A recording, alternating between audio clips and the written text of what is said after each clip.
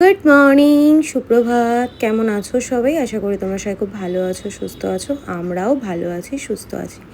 এখন তো ভালো আছি, কিন্তু ভিডিওটা দেখতে থাকো, তারপরে তোমরা বুঝতে পারবে। সকালবেলা ঘুম থেকে উঠতে তো একটু লেট হচ্ছে, যেহেতু সিনটির স্কুল ছুটি। তাই ঘরটা একটু ঘুরে দেখে নিচ্ছিলাম যে কি কি কাজ আছে, কতগুলো পার্সেল এসে জমা হয়েছে, সেগুলোকে তোমাদের সঙ্গে শেয়ার করব। আর কিছু জামা কাপড় রয়েছে যেগুলো মালাদি ধুয়ে দেবে।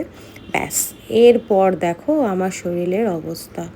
প্রচণ্ড পরিমাণে গা হাত পা ব্যথা, জ্বর। আমি উঠে দাঁড়াতে পর্যন্ত পারছি না। আমার চোখ মুখ দেখে আশা করি তোমরা বুঝতেই পারছো।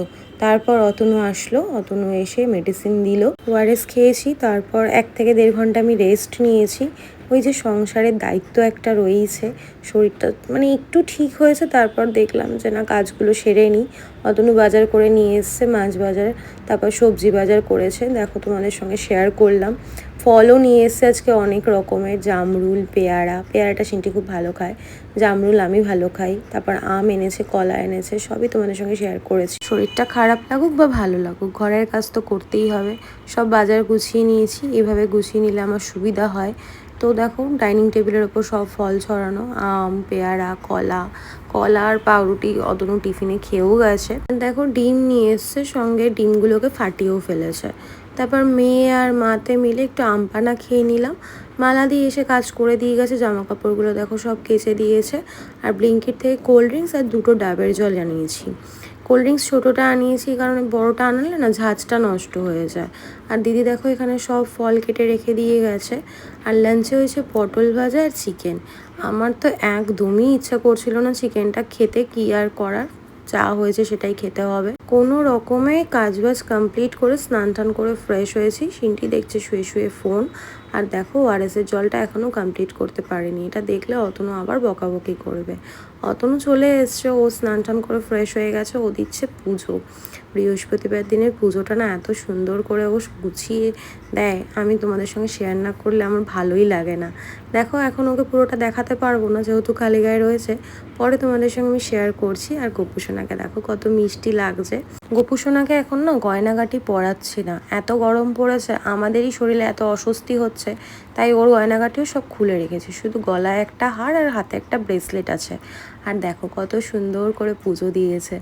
আমার মন্দিরটা না আমার ভীষণ পছন্দের। ইচ্ছে আছে ভগবান যদি চায় মন্দিরটা আরও বড় করার। দেখা যাক, কোনো না কোনো দিন ঠিকই হবে। স্বপ্ন দেখা ভালো, স্বপ্ন দেখলেই তো বাস্তব হবে, তাই না? তারপর সন্ধে দিয়ে দিলাম, সন্ধে পুজোটা দিয়ে দিলাম, কারণ ঠাকুর পুজো দেওয়ার পর না বেশিক্ষণ প্রসাদ সামনে রাখি না।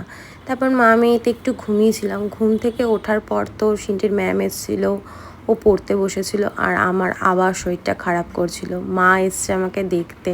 তারপর দেখো, মা মেয়ে দুজনে এত আদর ভালোবাসা কোথায় যে আমি রাখি। মা বললো, আয় তোর চুলটা বেঁধে দিই।